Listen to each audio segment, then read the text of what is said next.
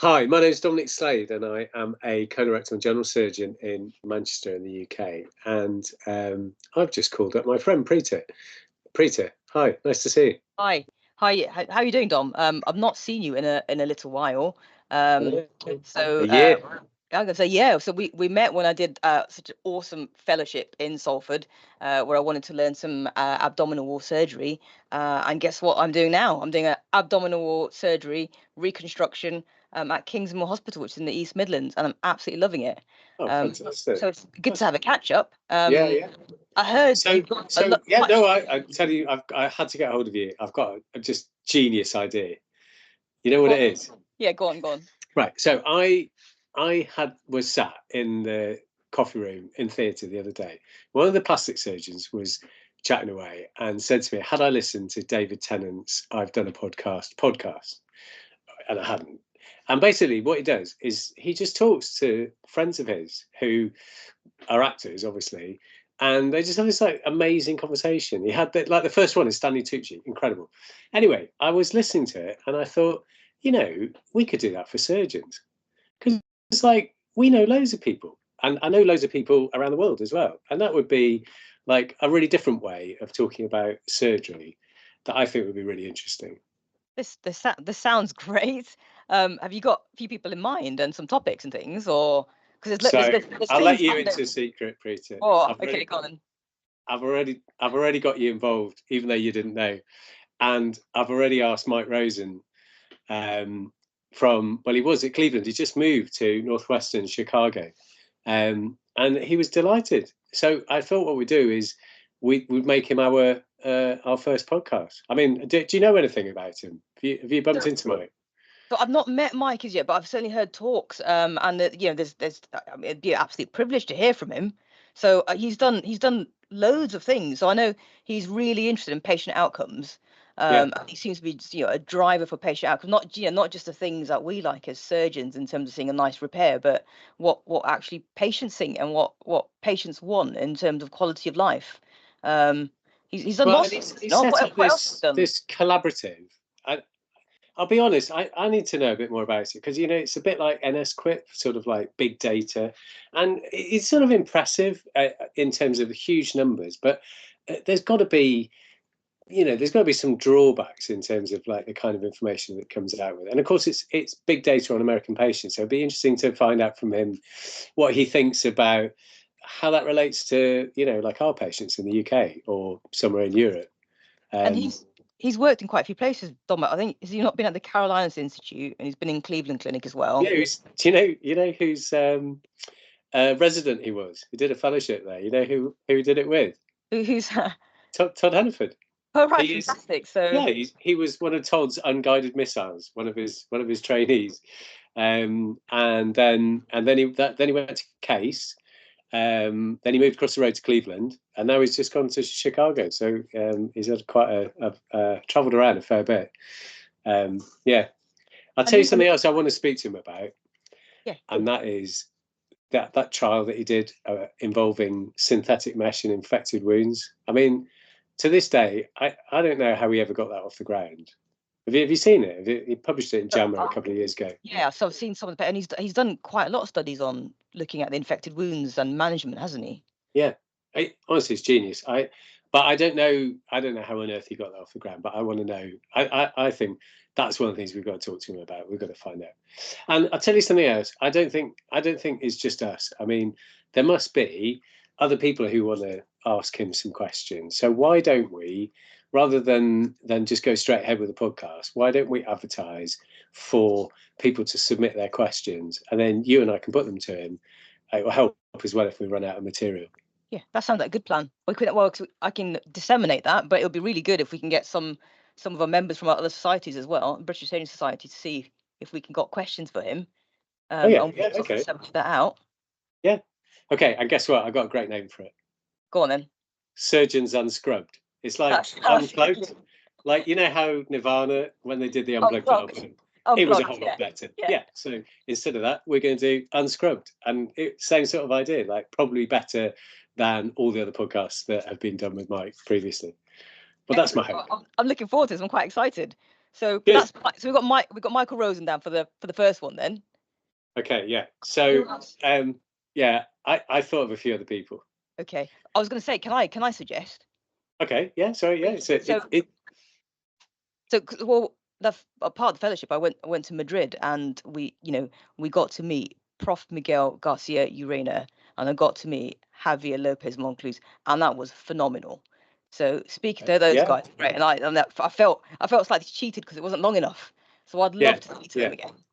Yeah, well, that's a good idea. I reckon we could ask them. In fact, I'm sure they'd say yes. In fact, Javier is the person at the minute that I would really like to have with Miguel, because they're starting to do lots of minimally invasive stuff, and of course that's what everybody else is doing, switching from big surgery to minimally invasive surgery. So I'd like to know how he did it. Doing loads of robotics stuff. He was doing laparoscopic stuff, phenomenal stuff when I was there previously. Yeah. But Prof. Miguel, I think, is doing some as well. And it would be great to hear how they've changed. I mean, they've just been complete chameleons in terms of learning and changing and adapting. And I'd love to know more about how they went about that, because Prof. Miguel Urena was a liver transplant HPB surgeon, and he's now wasn't Javier as well? I think they both were, weren't they? Yeah, but they're now groundbreaking abdominal wall reconstruction, redos, and just the way that they certainly, on the course, he described how he goes back to the drawing board whenever they've got a problem. They problem solve and go back to the cadaveric lab, and how someone goes about sort of that process is amazing. Well, I agree. I tell you something else. I don't know if you understand it, but I still haven't got my head around the fatty rhomboid. I think it's time Javier explained it properly to us and everybody else, because clearly it's a big part of how they do their surgery, but I still don't fully appreciate it myself, or at least I look for it. I can never find it. Well, we need to get back then. Yeah, well, that's true. Okay, right. So we've got them from Madrid. Right, we've got to go somewhere else. I think it would be worth going back to the States, and the one guy that jumps out for me would be Jeff Janis, who I still don't understand how you can be a prof of neurosurgery, a prof of neurology, and a prof of plastic surgery. I mean, that's just greedy, isn't it? How can you do all that? Is he planning other ones? But the thing is, he doesn't just do plastics in terms of abdo wall. He's done some monumental things, has he not? Well, yeah, what he did in back in 2011, I think it was, first ever face transplant in the United States. So there's not many people that can say that, is there? No, and I mean, I apparently it's a good story. I've not actually heard it from him myself, but I bet if we got in touch with him, I bet he'd be happy to talk about that. But in addition, is a bit different in the UK, because plastic surgeons don't really do abdominal wall stuff. Like the hernia side of stuff, they do more soft tissue, but he does everything. So it'd be good to talk to him about all of that, I reckon. But the soft tissue side will be pretty cool as well, because I think we do that badly. I think I think I can do better. Yeah, definitely. Okay, right. So then 4 would be a nice number, wouldn't it? Any ideas for a 4th one?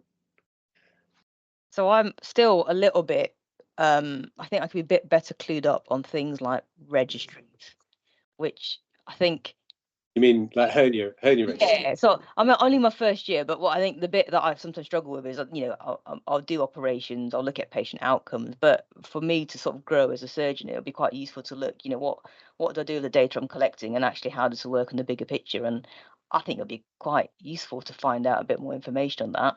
I know we've got a UK registry now as well, but just in terms of there's established registries already, I understand. That's right, isn't it? Well, yeah. So the data fields that we've got in the British Hernia Society registry, they are mostly the same ones that are in the Danish hernia registry, and that was the first one. That was, who set that up? Who set that up? Kellett. Him of Enhanced Recovery, and Prof Kellett said to Lars Jorgensen, it's time we had a registry, and the two of them set it up, and that was 2007, and 380 odd publications later. I know, it's amazing, isn't it, how much that's contributed to the science of hernia. But you know who we should get on the podcast then? It's dead easy. Is Frederick Hellstrand and Nadia Henriksen. I mean, I hope if we've done the other people, we'll be a bit better at doing two at the same time. But I think the two of them together would be brilliant to interview, because they run the registry now, and they've done all the publications from it. So there you go. That's it, isn't it? Dead easy. Really good. Yeah. Okay. Right. So when are we doing this then, Dom? I know. We're going to try and fit it in around all the other stuff, haven't we? I'll tell you what. Why don't we advertise Surgeons Unscrubbed with Mike Rosen and get a bunch of questions together, and try and get that podcast done in the next month. I'm sure. I know we've got to deal with the time difference with the States, but I'm sure we could sort that out perhaps in a month, within the next month. So we just need questions. So we need questions from our users. That would be really good. Yeah. And but of course, if people want, are interested in the other people that we want to try and get, then by all means submit questions to them. You just need to make sure that you have submitted using the QR code on the social media post that we've done for Surgeons Unscrubbed, and submit your questions there.